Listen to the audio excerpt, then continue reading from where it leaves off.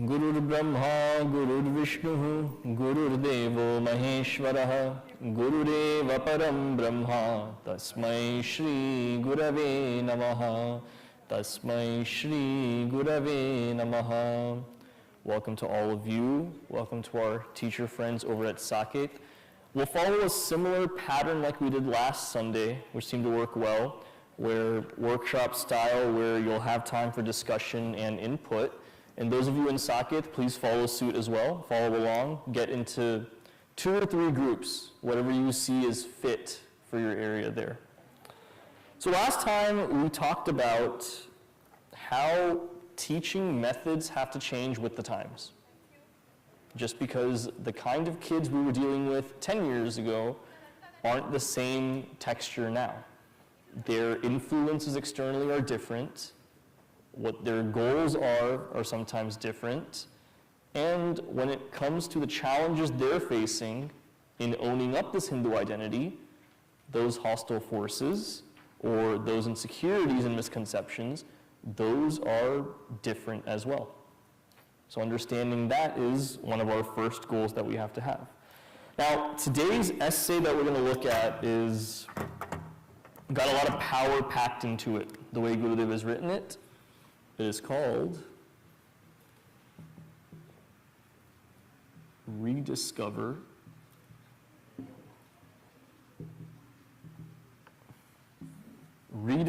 Our Religion. The first example that he starts with is about the human heart.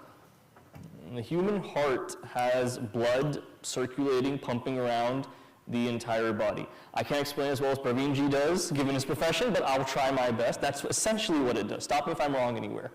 But Gurudev points out the only function is not to simply circulate the blood around. If there's impurity anywhere in the blood, it pumps that out as well. Make sure that doesn't infest the rest of the blood. So not just in circulation, whatever comes, purifying as well, that's a function of that heart. Now, Gurudev makes that analogy to say that for the heart of a country, for ideas to circulate properly, religion is the means for that to happen. It's not just that values spring up out of nowhere in a society. It's not just that good action, righteous living, optimistic thinking. All of this generally has a religious base to it. That's what circulates. But just as this heart doesn't just circulate blood aimlessly, but filters out what is, harmful to the body, in the same way, religion must filter out those elements that hurt generations to come. Those ideas that have gone out of vogue and have taken on misconceptions. Those ideas that have been introduced by hostile forces, slyly put into our own system, those have to be weeded out quite deliberately. And so that was one of his main focuses. Now, what does he say has to happen for that? He says that a new interpretation of life, where it's not reinventing the wheel, simply highlighting what's been said before, what is relevant for today. That's something else he said. Now he says Hinduism for a long time has been suffering some sort of a lung congestion, and therefore its life current was not getting properly purified from time to time. So what are the things he's pointed at to make this claim that Hinduism has been suffocated? He says,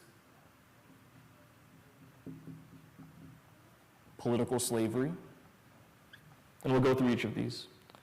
Political slavery, defective leadership, whether it's homegrown or from abroad, ruinous habits,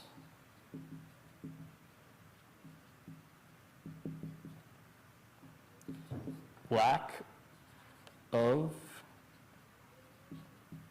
education, and defective social structure as well.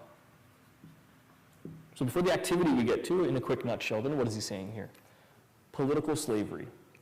Now, this is not me breaking our 501c3 thing that we have here, But the situation has been when leadership is in place, either acquired leadership from somewhere else or homegrown leadership, and instead of going by dharmic values, their agenda is driven by finance or their agenda is driven by something else that's pernicious, then that affects the very culture of the country.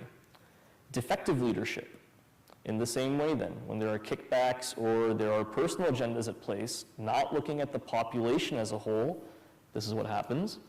Ruinous habits, either at the community level, but most likely starting at that individual and family level of neglect of certain practices, of seeing certain other pernicious practices as a shiny new object and running towards them, only to find that our own culture is being trampled.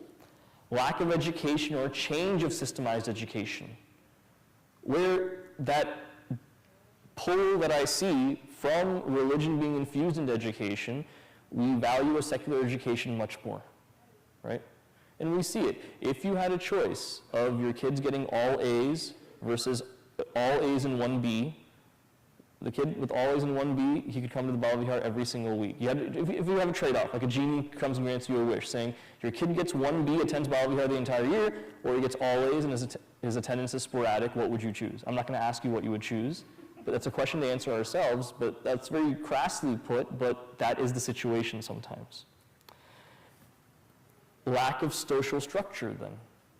Again, here it's not that there's a meritocracy in place, but I can buy my way into power and influence. It's not that I've won the people over to lead them, but again, through some other means and defectively going in, changing people's minds by bribing them. Different ways of influencing people, not based on merit, but other ways. That's how a social structure falls apart.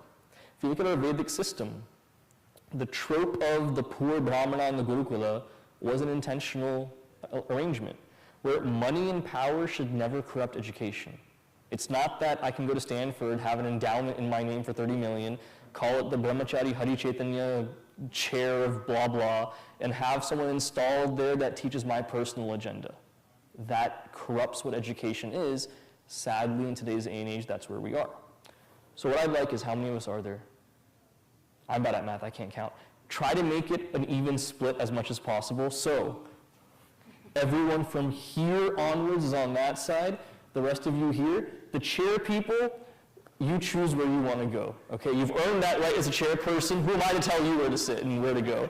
You choose where you want to go. But the focus of the discussion here is what I want you to discuss for a few minutes, and those of you at Saket as well. Out of these 5, political slavery, defective leadership, ruinous habits, lack of education, lack of social structure, which of these can we influence as Bala Vihar teachers in our community?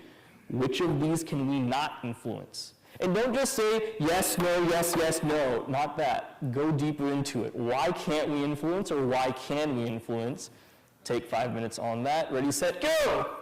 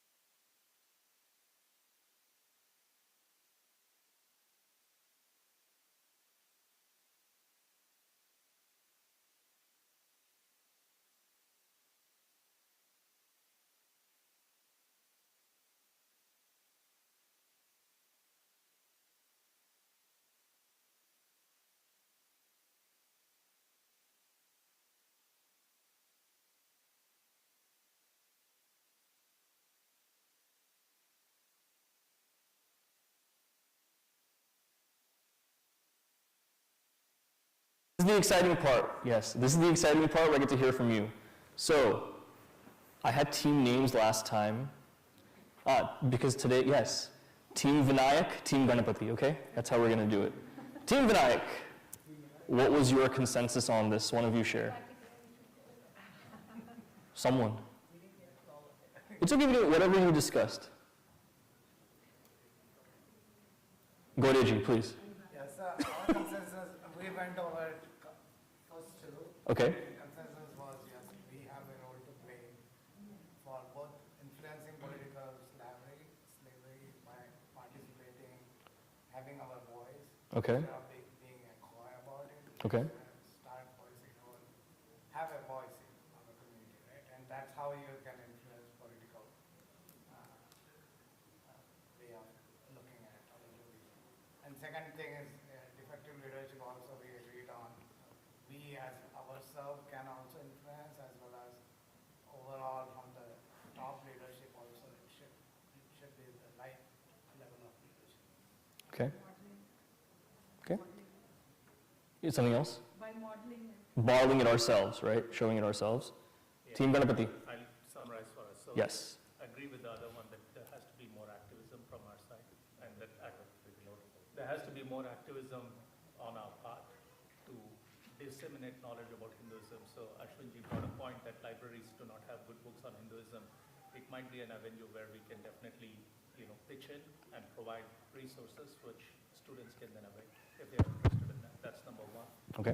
We can model behavior, again, like how they said, in terms of social structure. One of the things Priji can do at, Satsangs for the parents is to keep telling them, talk to your kids, make sure they do a puja every day when they grow up. We emphasize in the classroom the same thing, thank you very much. We emphasize in the classroom the same thing, that they should do their dhyana shlokas or anything. One is sufficient, but they have to do it repeatedly every day. Create habits, and small changes, 1 degree shift as they call, makes a big difference in the long run. So I think those were the things we thought are easier to tackle, political slavery via increasing awareness, where we have activism, and the other thing is modeling behavior ourselves and within classrooms and across the mission. Okay. Did I miss anything else? One thing on the education that we discussed Yes, thank you. was that even not just doctors or engineers, you should look at archaeologists or historians, and they should come forward and ability to interpret our version of the history. So a variety of career choices as well. Even choose those as career paths, not Right. do with history. Okay. Good points. So the tug of war comes. The issue is when we think we either have more influence than we really do on these things, or we have a defeatist mentality of we don't have as much influence as we should, just give up right there. That sweet spot is what we have to really come to and understand. Be realistic of at least. Yeah, one person can change the world. We've seen that with Pujya Gurudev, several others as well. At the same time, though, just by increased activism, is leadership and everything going to change and be more conducive for Hindus around the world? That's hard to come to. So in our small community we have here, by small community, I mean the 250 plus teachers that we have for our almost 1,000 kids in Bal Vihar, that social structure, by talking about different career paths, not just the typical Desi ones that we hear of, education. So that what is the value we're finding in education? What is the true holistic education that we're looking at? We'll go into that further. Habits as well. That what does it mean to be a practicing Hindu in the first place? Is it such a personal thing that it is what I make of it? That, holy time I throw colors on my friends, and I do dandiya during October time, that makes me a Hindu. I can't say you're not a Hindu because you just do that. At the same time, is that really a practicing Hindu? Not really, right? So it's not really just personalizing it and saying that whatever you make of Hinduism to you, that is okay. There are certain guidelines, or else we lose Hinduism going forward, and it doesn't have any bearing for us. Now comes the tough part here. Gurudev, and I'm reading straight from Gurudev here. Whatever I'm writing on the board right now, I want to make that very clear for everyone. This is straight from Pujya Gurudev's essay. Okay, keep that in mind when you want to throw a mat at me. Keep that in mind. So what does he say has led to this cynical kind of adjustment that we've made for ourselves, where we're pessimistic? In the name of secularism, we dismiss anything that has to do with Hindu progress. That's the world has taken us that route recently. By recently, I mean the last 300 years or so. What is the reason for that then? He says very clearly, and his word choice here, I do not want to change at all. The parasitic idealism, because of colonialism, is one thing he points out. He says, result of Buddhism was what in the country? He says it snatched the sword away from the Kshatriyas. So it weakened us in that way. Snatched the sword away from the Kshatriyas. I'll explain what that means. Then when it comes to other forces,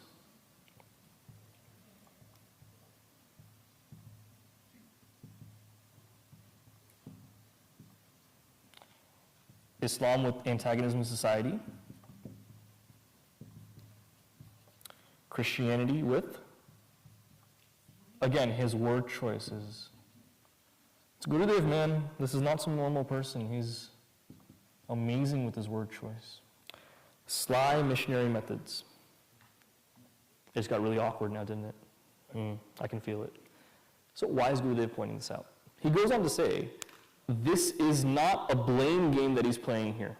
He's not saying he's blaming anyone for where we are at the moment. We did a great job of getting this place ourselves.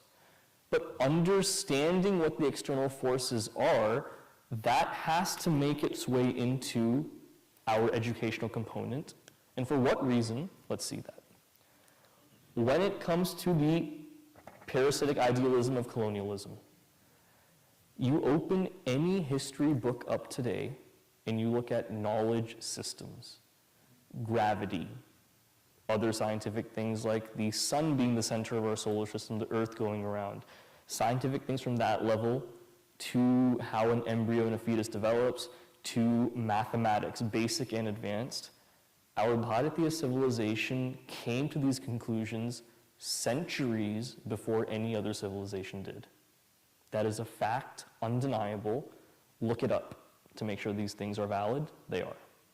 Right? We came up with it much before anyone else.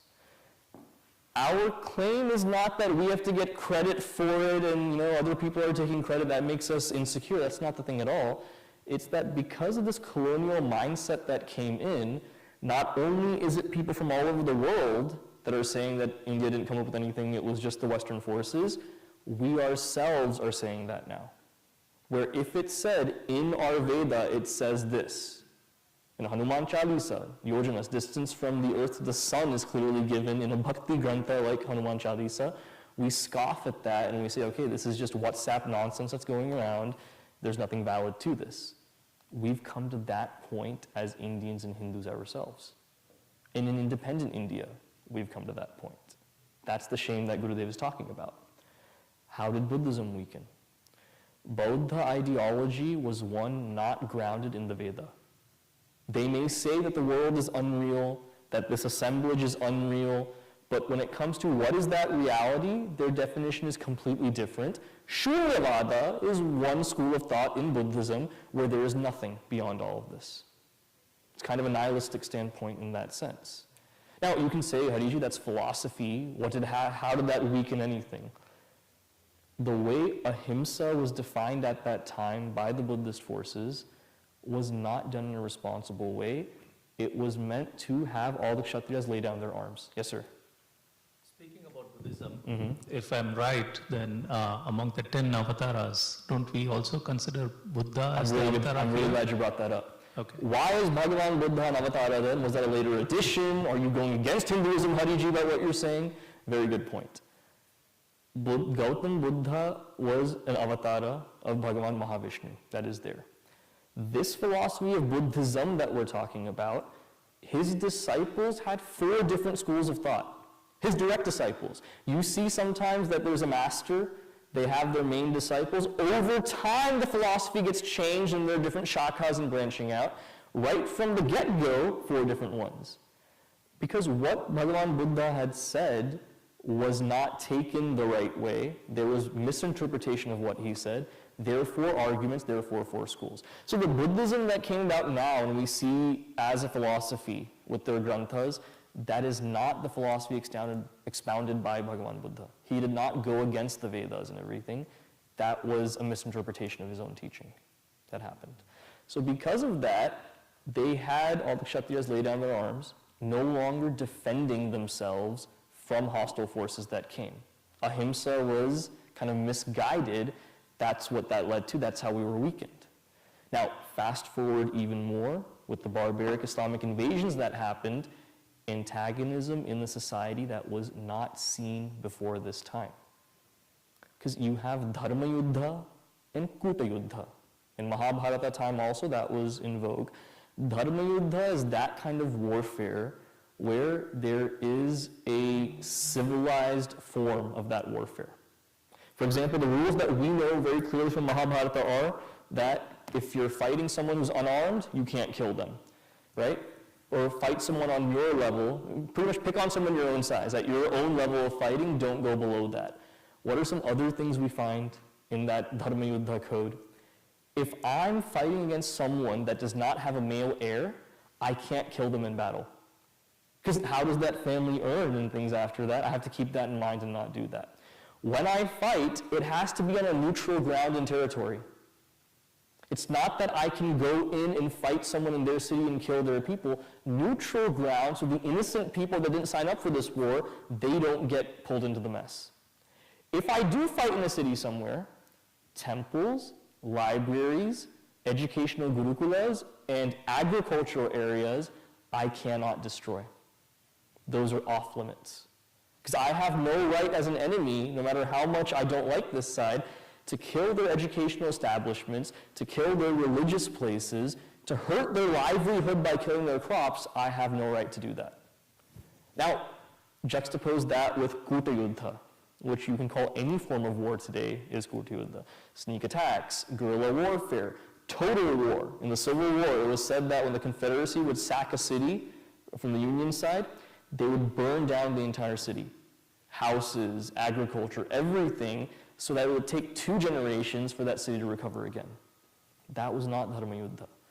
Now, when the Islamic invaders came in then, temples were broken down left and right, where one conservative estimate shows it at somewhere between 30 to 40,000 temples in Bharatavarsha that have been broken down. Many of them we don't even know the names of because it was done such en masse that there wasn't proper documentation, but that's being unearthed now. Now finally, what do we find here? Christianity, sly missionary methods. What is Gurudev pointing to with this? If you come into an area and you say, our religion is better than yours, that's fine. As a brahmachari, I'm saying this. You come in and you say, what I believe is more important than what you believe. That is vada samvada. That's fine to say that my philosophy is superior to yours. When I tell you lies about your own religion, bribing you, manipulating you in some way to believe that my religion is better, that becomes a sly missionary tactic at that point. So what was happening at that time? Different theories that were being spread.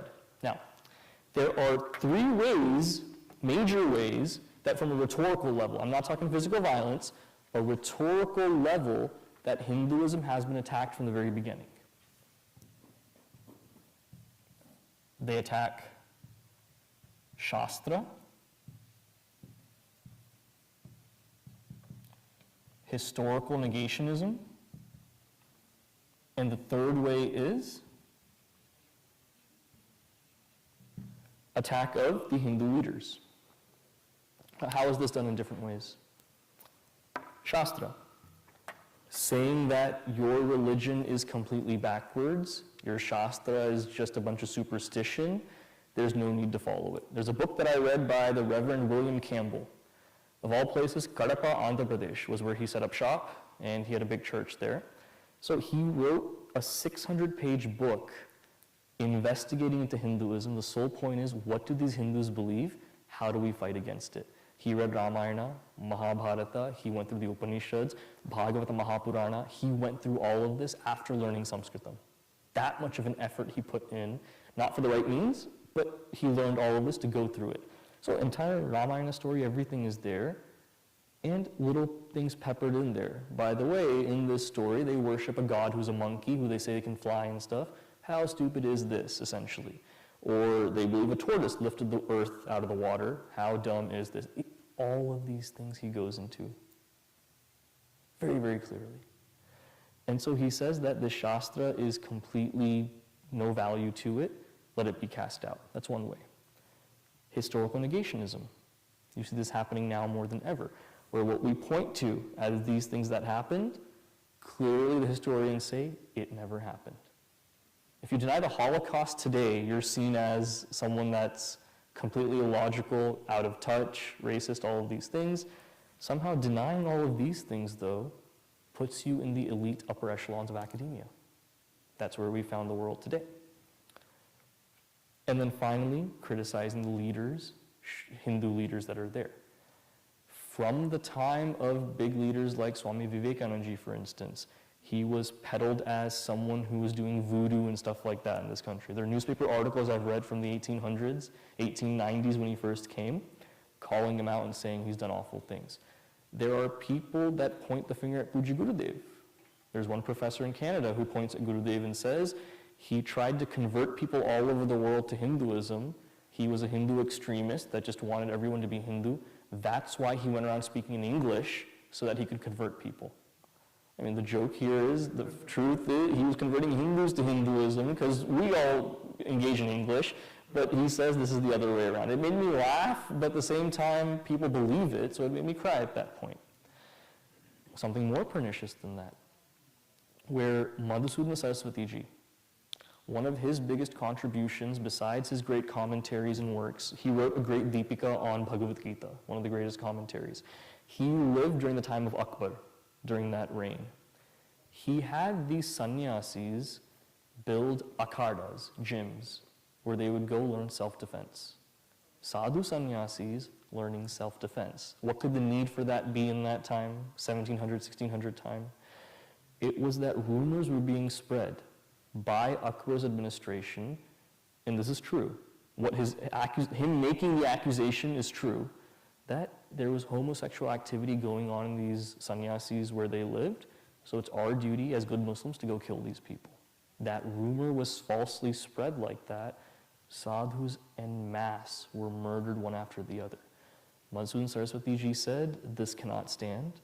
If the structure in place right now will not defend us, we need to learn how to defend ourselves. Sadhu sannyasi, ahimsa is there, yes, but when we're being massacred like this, it's time to stand up for ourselves. So he built these different akhadas. That was something I learned recently, just a couple of years ago, really eye-opening there. Now, why am I bringing all this up then? Again, this is not the Hari show agenda, where I just want to bring up these things, just troll and just to cause some kind of commotion. In our order I'm going with Gurudev's essay, third essay, and as I think, he brings these points up very clearly. For what purpose? Today, as the Hindu people, what makes us the way we are, we complain about constantly. That, okay, people don't really care about pujas and rituals. Oh, people don't really care about studying Shastra, so much skepticism out there. Oh, we take what's given in the West as true, but we don't care about what we've come up with. All the problems have been laid out perfectly, and we get to complain about it. Right? We find comfort in complaining. What do we do about it is one next step we have to see. The step before that, though, is why did these things happen? That's also one step that can't be given away. Now, as Bal-Vihar teachers, why am I specifically honing in on this one then? You look at our Bal-Vihar kids, 13 years in our system, they leave Bal-Vihar. After that, they say, we don't believe in Hinduism anymore. And for those parents who take the time to actually listen to their kids and say, why are you turning away from Sanatana Dharma?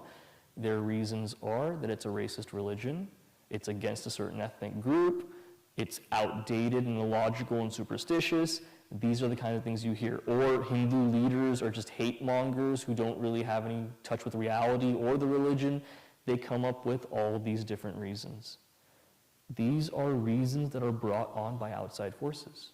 If we actually do research into what Hinduism is really saying, what the work of our Hindu leaders actually is, what the historical narrative truly is, I have no doubt they changed their minds on all of these. So the next step comes, in our Bhavihar system, should we introduce these things in our curriculum? Also hotly contested. During the pandemic, Swamiji, me, and Divyaji, when we'd go around to the high school classes, we brought up different topics like this. Ram Janmabhoomi, the Aryan invasion theory, Hinduism in the media, academic Hinduphobia. We brought up these special topics with high school kids, and at first there was resistance, but I gotta say, giving credit to the high school kids, they thought long and hard, and there was some breakthrough there where they said, oh, so everything we've heard is a lie so far. So from their ahara, meaning consumption, their consumption of mass media, the news, Netflix and Prime, all of these things we thoroughly went through and showed this is what's anti-Hindu. This is how they're trying to brainwash you, all of these things. Seeing that, they came to the conclusion that, okay, we have to be careful about what we consume and really understand what the real agenda is behind all of these things. At least we've come to that point. Now, the students are buying in gradually. I'm having trouble with teacher buy-in, if I'm being honest. Because last semester, one topic we went through that every college kid comes to me to talk about is the idea of varna. That caste is so discriminatory, that's a blemish on the religion, we need to eradicate that, and with laws that are, being made in different parts of the country today, that is a hot button issue. Now, when our kids come and tell us this, okay, we have to address it in the Bhavihar system, then where else do they get the truth? So last semester, one of our special topics was, what is varna? We didn't even call it caste, what is varna? And I said this in the teacher's training, I'll say it again now. The feedback I got was several teachers said, we're refusing to teach this flat out. How did you give your trainings, talk about it, do whatever? We're not comfortable talking about it, we're not teaching it. That's what made me sad. That's what disappointed me. That if you have an objection to it, come at me with your knives and everything and say this is wrong, talk to me about it. Have a dialogue with me about it, I'm up for that. But to say that I'm not going to tell you I'm not doing it, we're just later found out that I just didn't teach it. Do you see the importance of going through these kinds of topics? Where in the past, when a kid got to be in 9th or 10th grade, in the past meaning 10 years ago, that's when you'd see the dip in attendance of the kids resisting, saying, I don't want to come to Bhavihar, this and that. Because 9th grade world religions is when Hinduism is bashed. That shame of being a Hindu comes in. Now when are we seeing that? 3rd and 4th grade. It was 6th grade 5 years ago. Now it's 3rd and 4th grade where being a Hindu gets you made fun of in school by the education system, even in school districts where we've 60%, 70% is us. I still hear the kids saying that. So that's why they don't want to come at that point. The shame still sets in. Now, what is the final layer? I'll stop talking at this point and give you a question, I promise you. You're all staying awake and being so attentive, I appreciate that. Very good. With these special topics, then one parent came to me in 9th grade parent, and said, you're going about these special topics, you guys talked about invasions and what happened to Bharatavarsha and how that changed Hinduism. I have a concern about that. I said, Amma, what is your concern? She said, the way your teaching was going, the teachers said something about Hinduism is the best religion. I said, yeah, what's the problem with that? No, when you say Hinduism is the best religion, you're downing other religions and criticizing them. I said, no, we're not. We're saying Hinduism is the best religion. I mean, isn't that why you bring your kids here? Don't you believe it's the best religion? She said, no, that message shouldn't go to their kids. You shouldn't be saying that either. So, me becoming brahmachari, what's the use of me wearing these clothes if to my own Bal-Vihar kids I shouldn't say Hinduism is the best religion? Where the heck else do I say it? Who else is going to say it if I don't say it? Right? That was my question to her. And she was really offended, and she said, no, what you're doing is wrong. What you're telling these teachers to teach is wrong. That may be an attitude that's out there. I have come in contact with parents, and this is the most heartbreaking thing. Parents who are very pious, dedicated to their religion, their kids graduate from here and they say, we are not going to remain Hindu, this is a bad religion. Now, to the point where they say we will not attend our sibling's own wedding because it's a Hindu wedding, I want nothing to do with Hinduism. Or I don't want to come home and visit because you have this altar here, you do puja, all this stuff, I don't believe in it, I don't want to come. It breaks families apart then. So with tears in their eyes, parents come to me. They say, Hariji, we took our kids to your institution for 13 years and this is what happened. What is your answer to us? What is my answer supposed to be? I'm asking you, what do I even say to those parents? I can only look down with my head in shame saying, I'm sorry, we failed you. Let's do a better job. That's what I say to them, honestly. That I will make sure that does not happen to more kids going forward. That's all I can say. So my next question for you here is, what are the hang-ups that you have about going into these topics then? When we talk about the history, when we talk about what problems plague Hinduism today, addressing what the kids are going to hear after, making sure we address it first before they get the wrong knowledge or as they're getting the wrong knowledge, if this is the plan, and this has been the plan, honestly speaking here, what are your personal reservations? And the point of this conversation you're going to have for a few minutes is not to convince others that no, this should be taught. That's not what I'm going for. So if someone says, this is my concern, I don't want anyone else saying, no, that shouldn't be because of this. Only concerns, no judgment, be honest. What are those tangible concerns that you have? Understood? Saket people, also take a few minutes for that. What are those tangible concerns? Take a few minutes, go ahead.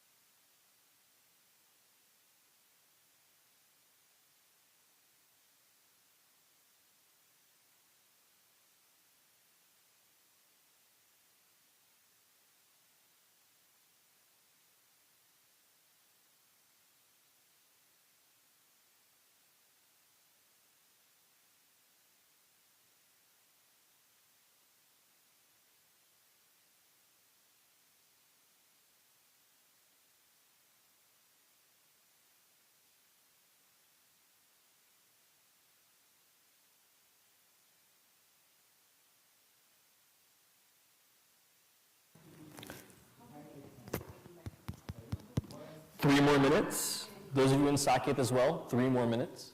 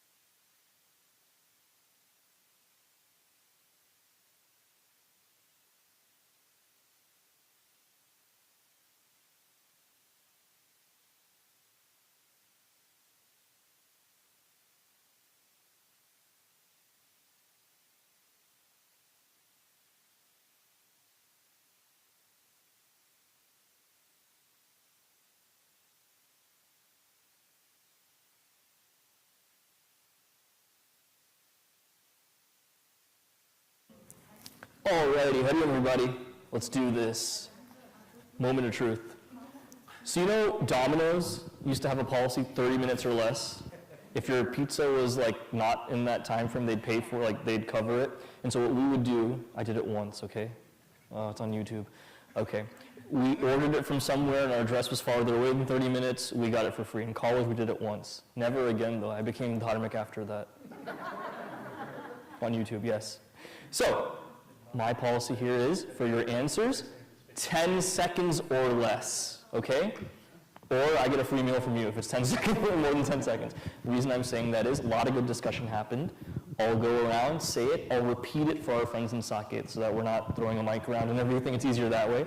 I'll just quickly repeat it. If someone else said what you were gonna say, then they said what you were gonna say. That's all there is to it. So, from this team, someone shouted out 10 seconds or less.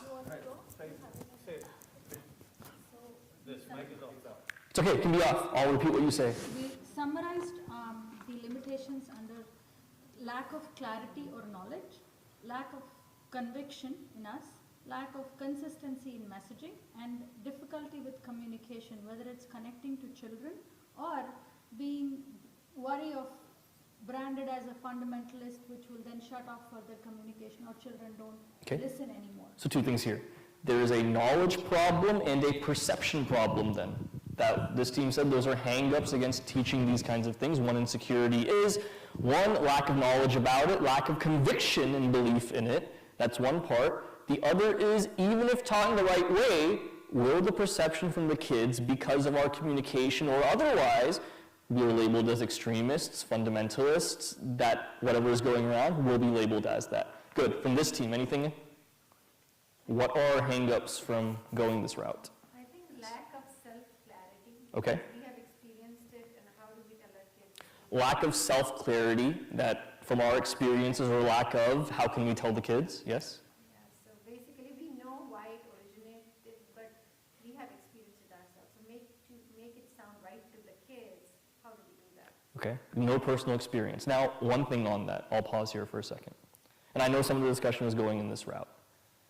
According to Hindu Dharma, this is something we covered last semester, discrimination based on Varna is not a Hindu practice. Has it still happened historically within Hindus? Yes.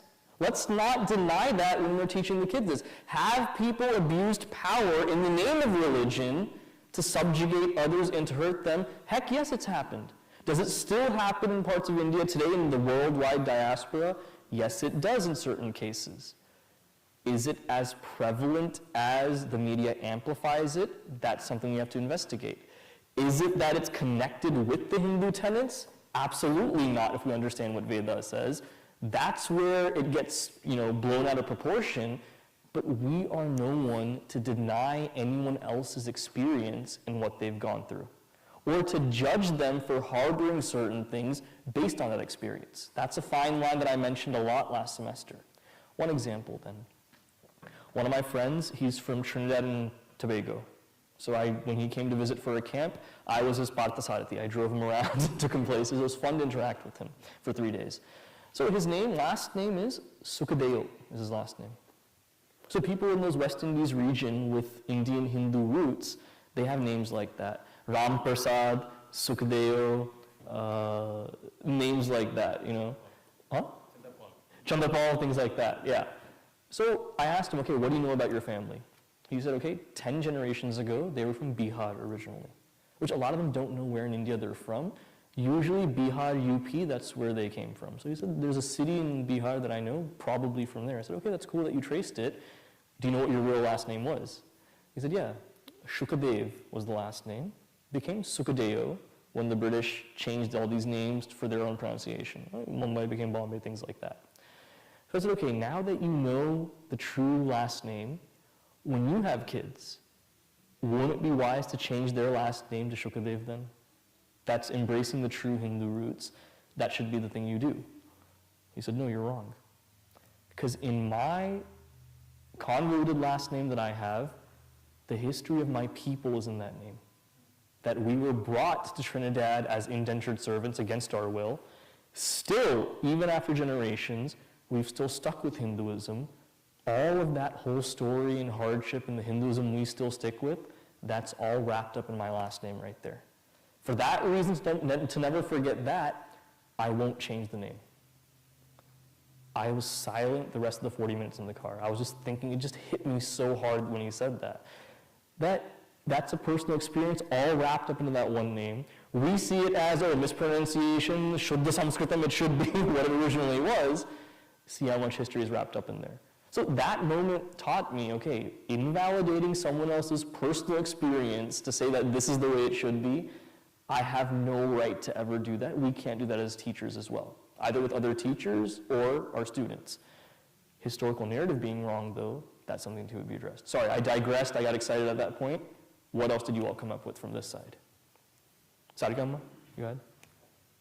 I understand we should explain, but I'm teaching 4th grade, so it was really hard to explain how to, I don't know how much they understood or Teaching a grade like 4th grade, is it age appropriate, or how do we even communicate with that age group to get these ideas across? I have to look the Saket people in the eye sometimes too. It's like older child, younger child, When you give attention to one kid, the others don't feel bad. So my Saket child, I love my Saket child as well. That's an issue as well. Yes. Particularly the kids who have grown up here, they have not seen Yes. those kind of things. So it's So why even introduce them to that if they haven't seen those things or been a part of it? Okay, Ashwinji? I think it's really hard for people, it's like this is basically ancient Indian history. Yes. They're American. Yes. And so therefore we need to emphasize the Hindu identity more so than you're Indian American, you're Hindu American. Because I think that it's like, this is like long time ago in a land far, far away. It's like this okay, oh, how many of you know which Varna you are? And they're like, So let's address these 2 points then. Yeah, I'll close out by addressing both of these points in one. Really good points you made. Let's look at a parallel community with some parallels to understand the way we can navigate. During the pandemic, I read a lot of books by Jewish authors, people who were Israeli as well as part of the larger Jewish diaspora. The hardship they've gone through that our kids study in school is the Holocaust, what happened under Hitler's Third Reich. What they've gone through before then was also quite jarring. It wasn't that the Holocaust was the first time they were persecuted. Throughout the Jewish history, there have been several times, en masse, they've been completely discriminated against. It's been a hard existence for the Jewish people. Now, what are two things I learned from their dialogue? One thing is, it's not just our community, as a Jewish community, that needs to know these things. We need to educate the world on what we've been through. So to the point of 4th grade, when we talk about these different atrocities that happened and everything like that, one objection is it disturbs our kids or it's not relevant to them, whatever. I disagree, because in schools, we learned about the Holocaust in 4th grade, 5th grade, 6th grade, and 7th grade. Whether it was modules of seeing gas chambers, we saw videos of that. We read Anne Frank's diary, we saw movies about this. We saw Schindler's List in 7th grade during one of our free days, where they showed us that film. So it's the push that it's not just our people knowing our history, what we've been through, the whole world does, to not see us in a negative light, to see what actually happened to us. That's one part of it. Second part of it is, we don't see ourselves born and raised in this country, that Indian connection is not there. So the go-to kind of solution is target the Hindu identity and cultivate that, don't focus so much on the Indian one. The problem with that is that, and I've seen this in the Jewish community as well, without a connection to a homeland, a strong connection, the roots fall away. You heard Swamiji say this for decades when he was here. What do I mean by that? If you go to Ramana Ashram, or you go to major ashrams in India, how many Europeans do you see at these places? A bunch, right? So many of them. I had a chance to speak to some of them when I was there. A French lady was there. I said, what brought you to India then? She said, I got really interested in Hinduism in France. In Paris growing up, I read Upanishads, I read different commentaries, things like this. Kriya Yoga I went through and stuff with a master that was there. At a certain point though, I felt I couldn't get the true essence of this religion without going to the land where it's from. I felt I had to do that. That's true for so many of those Europeans that are at these ashrams. To get a true taste of Hinduism, they had to have that Indian connection. As a descendant of Indians myself, why am I reluctant to have that connection if they're so keen on having it themselves?